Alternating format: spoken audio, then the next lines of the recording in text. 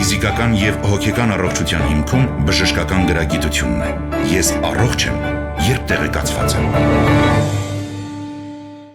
Ողջույն հարգելի ունկնդիրներ, Հանրային ռադիոյի եթերում ենք, ես առողջ եմ հաղորդման շրջանակում, առաջիկա 30 րոպեներին ձեզ համար կաշխատի Լուսի Քոչարյանը, հիշեցնեմ այն բոլոր տարբերակները, որով կարող եք մեզ հետևել, դրանք են armradio.am կայքի on-line ռեժիմը, live stream-ի տարբերակը, տեսագրություն, ձայնագրությունները, ինչպես միշտ տեղադրվում են այս նույն կայքում, ես առողջ եմ բաժնում, եւ իհարկե կարող եք միանալ մեզ Facebook-յան հարթակում հայատարգրված Հայաստանի Հանրային ռադիո Facebook-յան էջով, այստեղ մենք հասանելի ենք արդեն live stream-ի տարբերակով։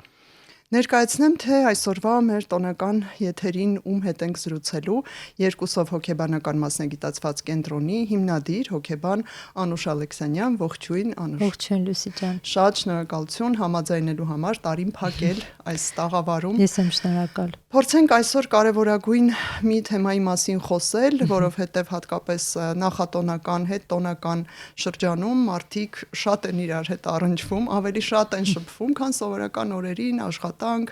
չգիտեմ, ուսում, տուն, իրենց սովորական գրաֆիկը։ Իսկ այ տոներին մոտենալուն պես արդեն տարբեր հարցեր են առաջանում, կենցաղային, ֆինանսական, կազմակերպչական, գաղափարական, նույնիսկ ու մարդիկ սկսում են ինչ-որ հետաքրքիր հարցեր ու բախումներ ունենալ իրենց հարաբերություններում։ Նախ որպես շատ երկար տարիներ պրակտիկա ծավալող մասնագետ հարցնեմ, ձեր տպավորությունը իրոք իսկապես այս կենցաղը շատ է ազդում հարաբերությունների վրա, չէ՞ որ մենք հասկանում ենք, որ լուրջ հարաբերությունները ծնող երեխա կլինի, մոտիկ ընկերներ կլինեն, ամուսիններ, ընկերուհի եւ այլն, սրանք լուրջ գաղափարներ են, կենցաղը ինչ է, որ այսպես խանգարի ինչ որ մեկին իր կյանքում։ Ինչպիսին է ձեր տպավորությունը։ Նախ շատ շնորհակալ եմ Լուսի ջան այս հարցը բարձրացնելու համար, որովհետև իսկապես առաջին հայացքից թվում է, թե դե կենցաղը այդպես արժանի չէ, որ մենք քննարկումներ դրա շուրջ անենք, կենցաղը եւ պետք է ամեն ինչ անենք, որ այն շատ մեծ տեղ չզբաղեցնի մեր կյանքում, բայց արի ու տես, որ վիճակագրությունը ցույց է տալիս, որ այն զույգերի համատեղ կյանքն է երջանիկ եւ հաջողված, որոնք հենց կենցաղում համատեղելի են իրար հետ։ Այսինքն պարզ է դառնում, որ մարդկանց կյանքի մի մեծ մասը կենցաղ է եւ կենցաղային հարաբերություններ է ենթադրում։ Այսինքն ինչպես են մարդիկ քնում, արթնանում, ուտում, իրենց հագուստը փոխում, ինչ որտեղ դնում, կազմակերպում իրենց, չգիտեմ, հիգիենան, խնամքը, ամբողջ կյանքը անցնում է կարծես միասին եւ այս ամենի մեջ շաղախված եւ թե որքանով են մարդիկ իրար համապատասխանում այս առումով դրանից կախված է իրենց կյանքի երջանկությունը եւ հաջողված լինելը իրենց հարաբերությունների բարձվում է որ այսքան կարեւոր բան է կենցաղը մեր կյանքում իսկ ինչպիսին է ձեր տպավորությունը արդյոք մենք Հայաստանում մեր հանրությունը կոնկրետ բավականաչափ ուշադրություն դարձնում է կենցաղին, հաշվի նստում է թե ոչ, այ դուք նշեցիք, որ չպիտի անտեսվի այս կողմը, պետք է անպայման մենք նկատի ունենանք մարդու հետ, որքան ենք համատեղելի։ Իսկ ինչ կարծիքի եք ընդհանրապես այլ մարդկանց տպավորության մասին։ Ես կարծում եմ, որ շատ քիչ են մեզանում մարդիկ նշանակություն տալիս կենցաղային համատեղելիությանը, բայց ոչ կենցաղին, որովհետև կենցաղին կարծում եմ մեծ նշանակություն են տալիս, այո, տան կահավորանքին, կասկարասին, հյուրեր գալուն, ընդունելուն, ձևին, նիստուկացին եւ այլն մեծ նշանակություն են տալիս, բայց նախքան հարաբերությունները ստեղծելը եւ հարաբերությունների ստեղծումից հետո արդյոք կարևոր նշանակություն են տալիս այս հարցերում իրար հետ բանակցելուն, զրուցելուն, քննարկելուն ինչ որ հարցեր, կարծում եմ ոչ մեծ կարևորություն չեն տալիս, ավելի շատ մարդիկ համարում են, որ դե ինքն իրան ինչ որ կերպ դա կդասավորվի եւ ինչ որ կերպ գործերը կգնան առաջ։ Այսինքն կարևոր նշանակություն չեն տալիս այս հարցերի շուրջ իրար հետ զրուցելուն եւ բանակցելուն։ Բայց իրականում սա մեծ նշանակություն է ունենում կյանքում, որովհետեւ օրինակ ինչպես են զույգերը պատկերացնում իրենց տոները նշելը, ինչպես են պատկերացնում օրինակ հյուրասիրությունը կազմակերպելը, ինչպես են պատկերացնում իրենց, չգիտեմ, հագուկապի ձևը եւ այլն, ոնց են իրենք ինչն են կարևորում, սրանք մեծ նշանակություն են ունենում եւ այս տեսակ հարցերի շուրջ ունենում են մարդիկ բախումներ, կոնֆլիկտներ, օրինակ մեկը կարծում է, որ պետք է մեծ ծախսեր անել տոնական օրերին, մյուսը համարում է, որ դա անհեթեթ բան է, տրամաբանական չեն այդքան ծախսերը, մեկը ցանկանում է տոնածառ զարդարել, մյուսը չի ուզում, այն մեկը ասում է պիտի բնականը բերենք, մյուսը ասում է չէ, լուրջ ընդհանուր մինչև այդպիսի հարցերի հասնում ենք։ Այո, եւ այստեղ իրականում նույնիսկ արժեքային հարցեր կան, էլի, այսինքն կախված մեր արժեհամակարգից մենք կազմակերպում ենք մեր կենցաղը։ Օրինակ հիշում եք ժամանակին մարդիկ ծորակը բացում էին եւ ձմերուկը դնում էին տակը եւ այդպես ջուրը հոսում էր ու ձմերուկը սառում էր այդ ջրի տակ, ինչ որ մարդկանց համար էլ դա բարբարոսություն էր, որ ոնց կարելի է այդպես վատնել եւ այլ, այսինքն, բայց սրանք ինչ որ իմաստով կենցաղային հարցեր են, բայց ուղիղ առնչվում են մեր արժեհամակարգին, մեր հայացքներին, աշխարհընկալմանը եւ բախումները անխուսափելի են այստեղ։ Ես կուզեի հիմա երկու հիմնական խմբերի հարաբերություններին անդրադառնանք, թերևս սկսենք մեծ սերունդ եւ երիտասարդ սերունդ, այսինքն եթե մարդիկ իրենց ծնողների հետ են ապրում կամ տոները նշելու են անպայման ծնողների հետ, զավակ ծնողներ հարաբերությունների մասին խոսենք եւ հետո անդրադառնանք արդեն կողակիցների, դրանք ընդ որում տարբերություն չկա, համակեցություն ունեն, թե ամուսնական զույգ են, երեխա ունեն, թե ոչ, ընդհանրապես համատեղ ապրող, այո, համատեղ ապրող, իրար հետ այդ տոներ կամ տարբեր այլ առիթներ նշող հարաբերությունների մասին։ Սկսենք մեծերից եւ փոքրերից։ Այստեղ ինչ որ լուծումներ մենք կարող ենք գտնել։ Ինչու եմ ասում, որովհետև եթե դու կողակցին կամ ընկերոջը սիրային հարաբերություններում նախապես գոնե կարող ես ուսումնասիրել եւ ընտրություն անել, մեծերին դե չենք կարող ոչ մի կերպ ընտրել։ Ճիշտ եք։ Գիտեք, նախ ամենաառաջինը ես կարծում եմ յուրաքանչյուր մարդ, թե մեծերը եւ թե փոքրերը, պիտի ընդունեն որպես աքսիոմա, որ տարբեր լինելը նորմալ է։ Այսինքն, եթե իմ երեխան չի ցանկանում տոները նշել օրինակ տանը, չգիտեմ, իհարկե ամանորը ընտանեկան տոն է, մարդիկ հիմնականում ուզում են ընտանիքով իրար հետ նշել, բայց երիտասարդներ կան, որ ուզում են ընկերներով գնան, չգիտեմ, ինչ-որտեղ դրսում ուրախ դիմավորեն, հրավառություն եւ այլ եւ այլն։ Հիմա այդպես են ուզում, այդ տարի էլ ուզում են այդպես նշել եւ սրանք հաճախ այսպիսի բաները կոնֆլիկտ են դառնում եւ ես իմ այցելուներից շատերի մոտ այդպիսի բան նկատել եմ հենց նախատոնական շրջանում, շատերը թե մի քիչ հումորով եւ թե մի քիչ լուրջ ասում են, ինչպես կօգնեք, որ մենք հաղթահարենք այս տոնական ստրեսը։ Ես իհարկե ամանորը շատ սիրում եմ եւ հարցնում եմ ինչն է ձեզ համար ստրեսային եւ տարբեր բաներ են մարդիկ իրականում պատմում, մեկ ասում է ես չեմ ուզում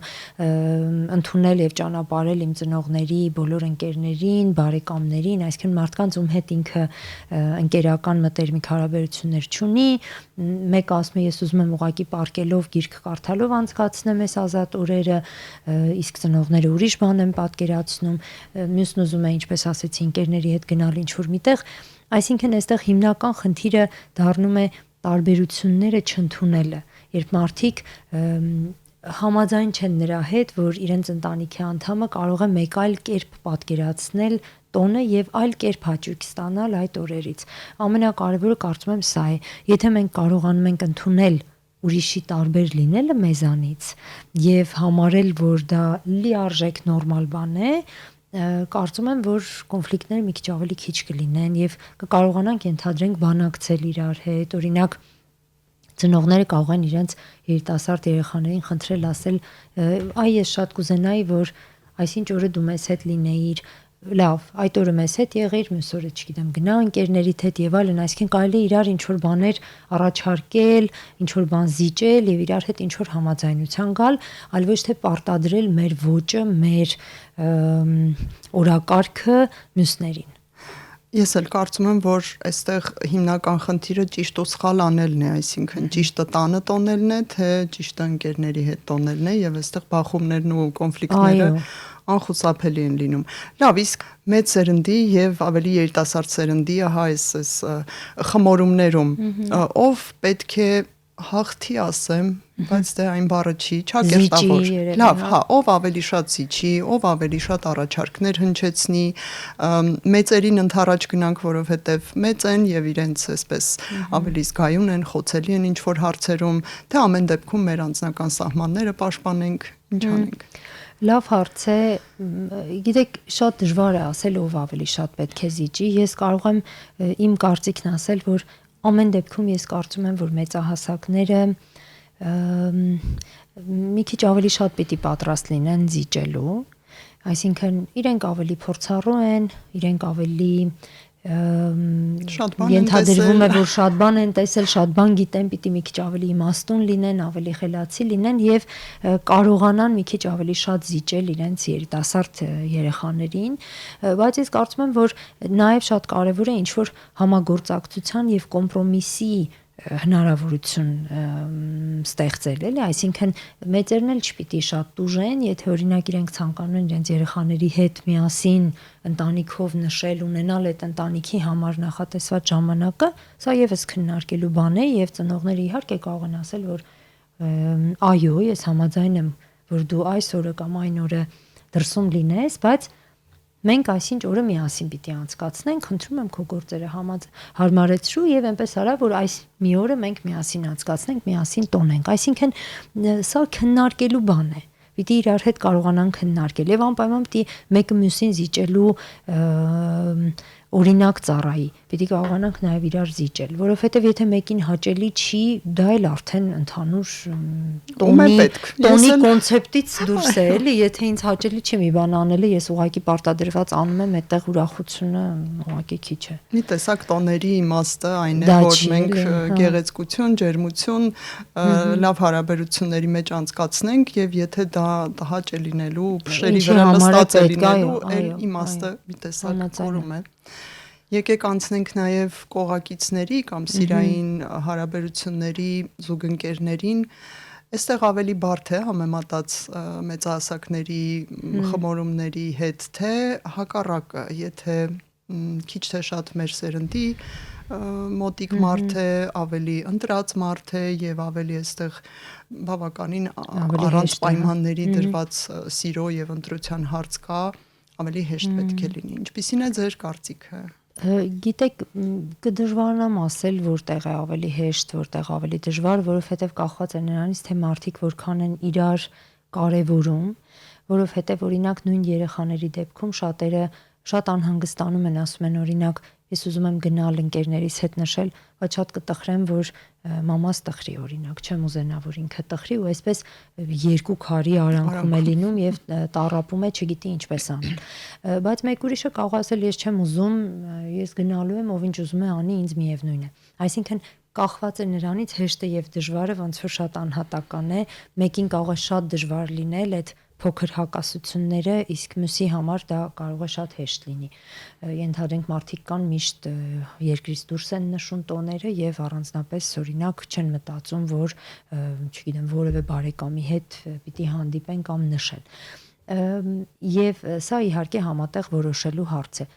Ինչ վերաբերում է զույգերին, գիտեք, երբեմն իսկապես արյունահեղությունների են հասնում այս կոնֆլիկտները, այսինքն այո, մարդիկ կարող են տոնը միասին նշելու այդ անհամաձայնությունների պատճառով շատ լուրջ կոնֆլիկտներ ունենալ եւ դժվարն ու հեշտը այստեղ կախված է նրանից, թե մարդիկ որքան են կարեւորում ինչ որ կենցաղային մանրուքներ։ Ենթադրենք ինչ որ մեկը ասում է ես ուզում եմ որ սեղանին պարտադիր լինի, չգիտեմ 5 տեսակի ուտեստ, մյուսը ասում է ինչ հիմարություն, ինչի համար է պետք այդքան չարչարվել եւ այլն եւ թե որքան են մարդիկ այս հարցերը կարեւորում, այդքան ավելի բարդ կարող է լինել կոմպրոմիսը եւ համագործակցությունը։ Եվ թե որքան տարբեր են մարդիկ արժեհամակարգով, սա էլ կարող է սրել կոնֆլիկտը։ Այսինքն Եթե մարդիկ ավելի մոտ են իրար հայացքներով, բնականաբար հեշտությամբ իրար հետ կհամաձայնվեն եւ ինչ որ լուծումներ կգտնեն, մեկը կասի, հա դե լավ արի այս տարի մի քիչ թեթև նշենք, մյուսը կասի դե լավ, եթե չես ուզում այս տարի արի գնանք քաղաքից դուրս նշենք, այսինքն կկարողանան իրար զիջել, եթե մի քիչ մոտ են իրենց հայացքները, այսինքն տարբերություններ միշտ կան, բայց կան ավելի մոտ հայացքներով եւ տեսակետներով մարդիկ եւ շատ ծայրահեղ տարբեր իրենց մոտեցումների առումով։ Օրինակ շատ են կանայք, որոնք բացարձակ հարկ չեն համարում այդ մեծ ուտել խմելու հետ կապված չարչարանքները, բայց քանի որ իրենց ընտանիքում այդ հարցը շատ կարևորվում է, իրենք ստիպված խոնարհաբար այդ բոլորը անում են, ընդունում են հյուրերին, ճանապարհում են, բայց սա դառնում է ոնց որ մեկ հոգու տառապանքի հաշվին արված բան։ Այսինքն դժվարը եւ հեշտը արդեն կախված է նրանից, թե որքան տարբեր են այս մարդիկ եւ որքան իրենք պատրաստ չեն իրար լսել, հոգատար լինել իրար նկատմամբ, զիջել իրենց ցանկություններն ու կարիքները, ճաշակը օրինակ։ Իրոք այստեղ ճիշտ նշեցիք, որ շատ կանայք ստիպված եւ ըստ սովորության, ըստ ընդունված ձևի սա անում են։ Ինչ եք կարծում, արդյոք հնարավոր է ինչ որտեղ քանդել այս սողակը, ինչ որտեղ պնդել սեփական հարմարավետության կարևորությունը, թե սա եւս կարող է բերել արնայողության ու ընդհանուր Դե իհարկե միշտ, եթե դիմացի մարդը պատրաստ չէ ինչ որ հակառակ կարծիք լսել, այսինքն շատ այսպես ոչ ճկուն ռիգիդ անձնավորություն է եւ պատրաստ չէ լսել որևէ հակառակ կարծիք, իհարկե այստեղ կոնֆլիկտները անխուսափել են, բայց եթե մարդիկ պատրաստ են թեկուզ մի փոքր լսել այլ տեսակետ կամ այլակարծությունը իրանց համար ինչ որ խնդիր չէ, իհարկե պետք է պնդել մեր տեսակետը ի վերջո տոնը բոլորի համար է եւ յուրաքանչյուրը պիտի անցկացնի այն այնպես ինչպես իրեն հարմար է, ինչպես ինքը կուզենա։ Ես օրինակ մի տարի տոնածառը հունվարի 4-ին զարդարեցի եւ շատ ուրախ ու շատ ծիծաղելի ստացվեց, որովհետեւ ընկերներս եկան, ես ալարել էի եւ տոնածառը չէի զարդարել, ընկերներս հյուր եկան ու որոշեցին, որ տոնածառը պիտի իրենք զարդարեն, շատ ուրախ ու լավ ստացվեց։ Հիմա ով է ասել, որ մենք ինչ որ կոնկրետ ձևով պիտի նշենք այս օրերը։ Յուրաքանչյուրս ազատ ենք մեր ընտրության, մեր ճաշակի մեջ։ Մեկը կարող է ուզում է պարկել եւ ֆիլմեր նայել իր համար, հին անցած գնացած, մյուսը ուզում է, չգիտեմ, ծոմապահությամբ զբաղվել, այն մյուսը ուզում է հյուր գնալ, հանդիպել բոլոր բարեկամներին, մյուսը ուզում է հյուրեր ընդունել, մյուսն էլ ուզում է տաք երկրներ օրինակ գնալ։ Սա պիտի ընդունենք, էլի, որ տարբեր կարող են լինել։ Ես էլ նոր էլի մտաբերեցի, որ տոնածառ դնել զարդարել ալարողներից եմ հայտնի։ Այո, ես գիտեմ։ Ոչ թե ես շատ սիրում եմ նայել արդեն պատրաստի զարդարված քաղաքում ընտիր տոնածառներին, հյուր գնալ այն դասպես տեսնել ինչպես են պատրաստվել, բայց ես իմը շատ ալարում եմ ու այս տարի աղջիկս փրկության եկավ, ով ինքնուրույն դրեց, հավաքեց, զարդարեց, լույսերը միացրեց, ասեց վերջ, ես էլ կհավաքեմ հետո, ես ցած մի դարտից, այսպես ասած, վերջացրի։ Տարի ձեր աղջկան կհրավիրեմ եւ իրար հետ կանենք այդ գործը։ Այնպես որ իրոք, սա շատ տարբեր է։ Մի այսպիսի հարց, արդյոք նորմալ է կոնֆլիկտներ ունենալը։ Մի փոքր մենք այլ ծայրահեղություններ ունենք հասարակությունում, որ վախենում են կոնֆլիկտի գլուխ բարձրացնելուց, առաջացնելուց կամ որևէ տիպի կոնֆլիկտ առաջանալը արդեն ցուցանիշ են համարում իրար չսիրելու, իրար չհարգելու, միմյանց մերժելու հետ։ Ի վերջո, ինչպես վերաբերվենք մենք կոնֆլիկտներին հարաբերություններում։ Գիտեք, ես մտածում եմ, որ կան իհարկե մարդիկ, որոնք վախենում են կոնֆլիկտներից, խուսափում են դրանցից, բայց ես կարծում եմ, որ հայկական իրականության մեջ մենք ավելի հաճախ բաց եւ հեշտությամբ գնում ենք կոնֆլիկտների, ավելի պորտկուն ու ավելի այդպես նեգատիվ արձագանքներով ժողովուրդ են կարծում եմ, քան հակառակը։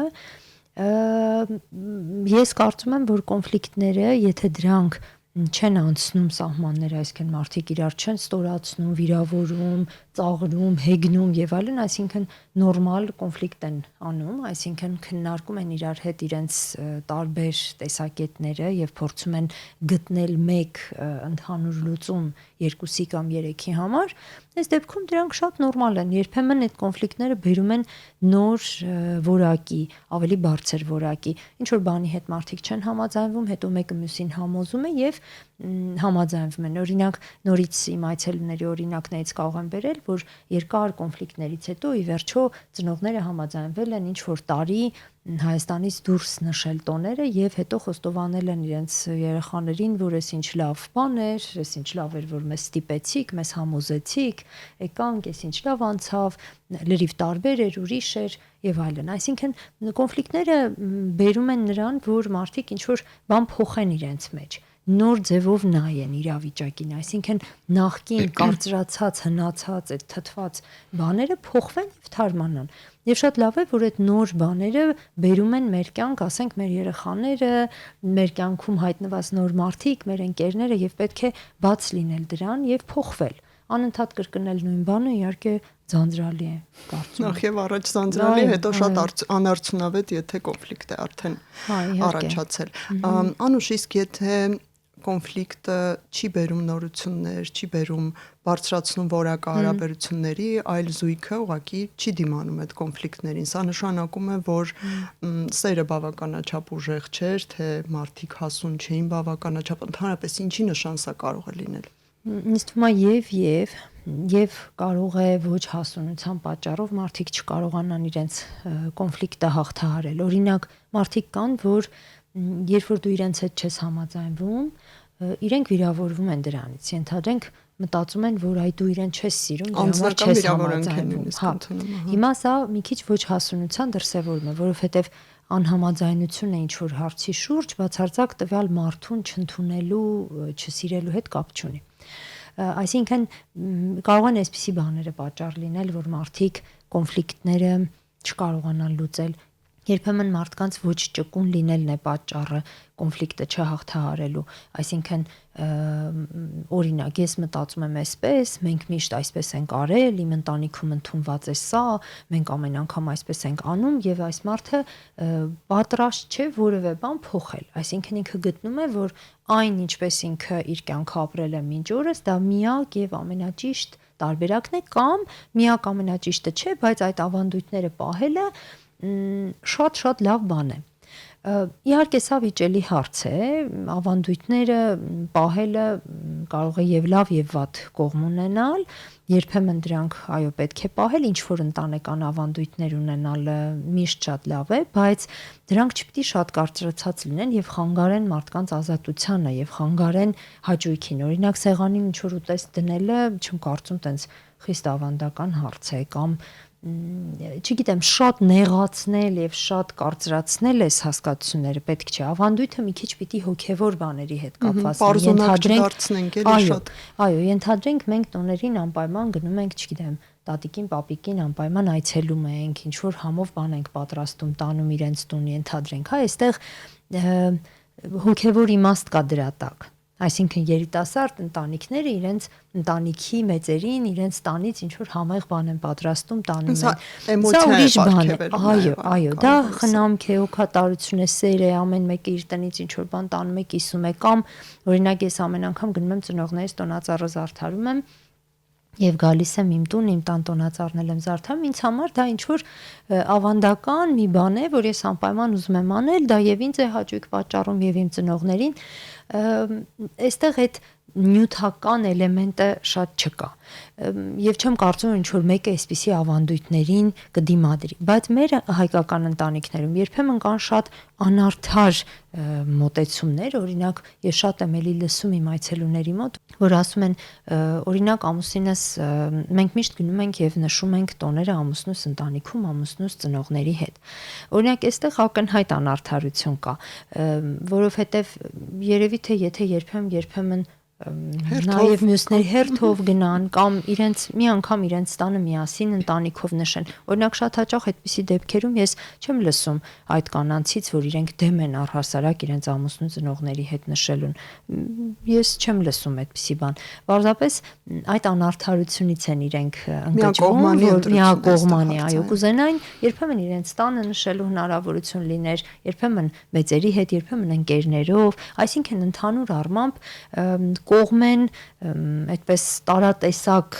բաներին, մոտեցումներին եւ պիտի նշեմ, որ այս կարծրացած մոտեցումների առումով ավելի հաճախ մեզ մոտ տղամարդիկ են աչքի ընկնում, եթե ինձ թույլ կտաք այդպիսի բան տարբերություն նշեմ, բայց ավելի հաճախ այդպես է ստացվում, մի տեսակ ավելի ավանդական մոտեցումները պահպանողը ոնց որ իրենք են։ Միգուցե իրենց ուղակի այդպես հարմար է։ Ես փորձում եմ ուղղակի բացատրություն գտնել։ Տեսեք, կարող ենք ասել հարմար է, բայց շատ հաճախ հարմար չէ իրականում, շատ հաճախ նույնիսկ նույն այդ կանայք նշում են, որ երբեմն ամուսինս էլ կուզենա այլ կերպ նշել, բայց չի կարողանում դեմ գնալ իր ծնողներին, ինքը համարում է, որ դա ինչ-որ դավաճանություն է իր ծնողների նկատմամբ եւ այլն։ Այսինքն երբեմն թող ինձ ներեն մեր տղամարդիկ, բայց համարձակության տոկունության, ուժի եւ հասունության խնդիր է սա լինում, այլ ոչ հարմարավետության, որովհետեւ կարծում եմ, որ մարդկանց մեծ մասին հարմար է իրենց տանը, իրենց տակ անկյունում, իրենց ուզած ձևով օրերը անցկացնել։ Եվ կարծում եմ, այստեղ մի քիչ պիտի մենք վերանայենք մեր մոտեցումները եւ մեր կարծրացած պատկերացումները մեր մասին։ Իդեպ հարմարավետության մասին մի այսպիսի հարց զույգերին վերաբերող զուգընկերների, կողակիցների, եթե ռիթմերը չեն համընկնում կամ տոները կամ որևէ առիթ էստեղ նոր տարին չէ միայն կարող է ծնունդը լինել, այլ տոն լինել, արձակուրդը լինել։ Այ մեկը սիրում է ձեր ասած պարկել եւ ֆիլմեր դիտել կամ գիր կարդալ մի բաժակ գինով կամ հյութով, մյուսն էլ ուզում է դահուկ, չգիտեմ, ծաղկաձոր կամ ընդհանրապես շատ ակտիվ եւ այլն։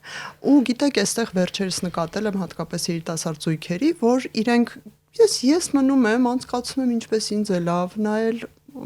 մեկ գնում է ինքը ոնց պատկերացնում է այդպես, մենք խնդիր չունենք այստեղ։ Կողքից շատ սուրեն արձագանքները, ուրեմն դուք իրար չեք սիրում, ուրեմն շուտով բաժանվելու եք եւ այլն։ Այստեղ ճիշտ ու սխալ կա, զիջել եւ գնալ, թե ամեն մեկը ինչպես պատկերացնում է, թե ես կարծում եմ ճիշտ հակառակը, այսպիսի ազատություն իրար կարող են տալ իսկապես հաճախ իրար շատ սիրող մարդիկ, որոնք ուզում են, որ յուրաքանչյուրը հաճույք ստանալու, հանգստանալու լիարժեք հնարավորություն ունենա։ Առհասարակ եթե հարաբերություններում մենք կարողանում ենք իրար ազատություն տալ, այնքանով, որքանով դա չի խանգարի հարաբերություններին, սա լավագույն տարբերակն է, որովհետև հարաբերությունները կորցնում են իրենց որակը եւ մարդիկ իրենց դժբախտ են զգում, որովհետև հարաբերությունները սկսում են լճանալ, թե հենց հարաբերություն ինքը եւ թե ազդում են անձի լճացման վրա, որովհետև շատ կարծր են դառնում, այսինքն մենք այսպես ենք անում, մենք պիտի այսպես անենք, մենք միշտ պիտի միասին լինենք։ Այս մոտեցումները շատ սահմանափակում են եւ խանգարում են զարգացմանը։ Հետեւաբար, եթե զույգը թույլ է տալիս իրար այդպիսի ազատություններ, ենթադրենք այս տոներին մենք որոշել ենք, չգիտեմ, ես մնում եմ տանը, ամուսինս գնում է ընկերների հետ ճամփորդելու կամ ես աղջիկների հետ ճամփորդելու, ընկերս ավելի որևէ բան այդտեղ չկա, եթե մարդիկ հենց երբ որ ասում են կոմպրոմիս, հենց սա նկատի ունեն, մարդիկ իրար հետ քննարկեն իրենց ցանկություններն ու ճաշակը եւ կարողանան իրար հետ համաձայնության գալ։ Ինձ համար հրաշալի լավ օրինակ է սա։ Ես կհնչեցնեմ հիմա վերջին րոպեներին գլխավոր վախը զուգընկերների եւ նրանց շուրջ գտնվող մարդկանց։ Իսկ ինչ եթե այսպիսի իրար տրվող ազատությունը բերի սիրո ու կապվածության թուլացման, այլ անձով տարվելու հավանականության բարձրացման, չէ՞ որ դու գնում ես, շփվում ես եւ այլն, քիչ ընդհանրություններ ունենալն էլ բերում է մի տեսակ կապի թուլացման։ Սա գլխավոր վախն է եւ դրա համար են մարդիկ ես ավելի լավ է կգնամ եւ այնտեղ ոնց որ կուլ կգնամ այս ընտրությանը, բայց չեմ ուզի որ թուլանան մեր հարաբերությունները։ Էլի լավ հարց է, տեսեք Լուսի ջան, եթե մարդիկ շատ կարծր ձևով պահում են իրենց անհատական ոնց որ բնույթը, ձևը, տեսակը չեն փորձում մի քիչ այսպես ճկուն իրար հետ հարմարվել եւ ձուլվել, այստեղ էլ խնդիր կա, այսինքն երբ որ ամեն բան փորձում են անել առանձին եւ հնարավորինս իրենց անհատական հարմար ձևով, այստեղ իհարկե կարող է ինչ-որ պահի մի տեսակ իրանց իրար հետ լինելը դառնա ոնց որ ինչ-որտեղ անիմաստ։ Եվ հենց այրահեղ օրինակն էլ հակառակ բևեռում է խնդիր, երբ որ ամեն բան միասին են անում, ամեն ինչ իրար հետ, բոլորը պետք է միասին կիսեն, այստեղ էլ այդ ձանձրանալու, շուտ հոգնելու խնդիրը կա։ Ամենաբարդ, բայց ամենաճիշտ տարբերակն է բալանս գտնել այդ երկուսի մեջ, չափավոր ձևով իրար ազատություն տալ եւ հասկանալ, որ ի վերջո զույգը, եթե զույգ է, ուրեմն իրար հետ համատեղ ինչ որ բաներ պիտի անեն եւ կապ պիտի լինի եւ այդ կապը պահելու համար ինչ որ ջանքեր պետք է գործադրվեն եւ համատեղ ապրած կյանքը ստեղծում է սիրուն պատմություն, որի վրա մարդիկ հենվում են, երբ որ ունենում են կոնֆլիկտներ, երբ որ ունենում են դժվարություններ, միշտ կարելի է մտովի վերադառնալ այն սիրուն պահերին, սիրուն ժամանակներին, եւ դա օգնում է հարաբերությունները վերականգնել։ Երբ որ մարդիկ ամեն ինչ անում են առանձին, իրենք չեն կարողam ստեղծել այդ համատեղ պատմությունը։ Եվ հղում տալ դրանց եւ հղում տալ դրանց, այո, հիշել ինչու համար են իրենք։ Այո, լրիվ։ Ես համեմատություն եմ նույնիսկ անում տրավմայի եւ այս երջանիկ սիրո պատմության մեջ, ինչպես օրինակ տրավմաները, երբ որ որևէ բան հիշեցնում է մարդուն իր տրավման, մարդը կարծես նույն ապրումներն է ունենում, որը ունեցել է տրավմայի ժամանակ։ Նույն կերպ ես բոլոր իրար սիրող զույգերին կամ մարդկանց, որոնք մտածում են այդ հարցերի մասին, կուզեմ ասել, որ բուռն սիրո պատմությունը նման բնույթ ունի, մարդիկ հիշելով, վերադառնալով դրան, հեշտությամբ վերականգնում են իրենց զգացմունքները, հեշտությամբ թարմացնում են։ Սա ասում եմ հակառակ այն բոլոր մարդկանց, որոնք ասում են, դե միևնույն է բոլոր հարաբերություններն են մի օր դառնում են ձանձրալի, մի օր դառնում են անհետաքրքիր, կապ չունի։ Ում հետ պատահի ձեր հարաբերությունները կառուցեք։ Գիտեք, գեղեցկությունը այլ տեղում է։ Այո, այսպիսի զույգերին կուզենամ ասել, որ ամեն դեպքում բուռն կրքով, ջերմ, անկեղծ սիրո պատմությունը շատ կարևոր է եւ միշտ դրան կարելի է վերադառնալ, նույնիսկ շատ ծեր հասակում։ Շնորհակալություն այս ջերմ եւ դրական շեշտադրումներով եթերի համար, շատ տոնական էր, կարելի է այսպես ասել, կոնֆլիկտները քննարկեցինք եւ ավարտեցինք դրական ելքերով։ Ձեզ համար թողնան եւ սիրահարվեն։ Այո, բոլորը ցանկանում եւ մաղթում ենք։ Ձեզ համար աշխատեց Լուսի Քոչարյանը, կհանդիպենք ելի այլ թեմայի շուրջ, ցտեսություն բոլորին։ Ֆիզիկական եւ հոգեկան առողջության հիմքում բժշկական գրագիտությունն է։ Ես առողջ եմ, երբ տեղեկացված եմ։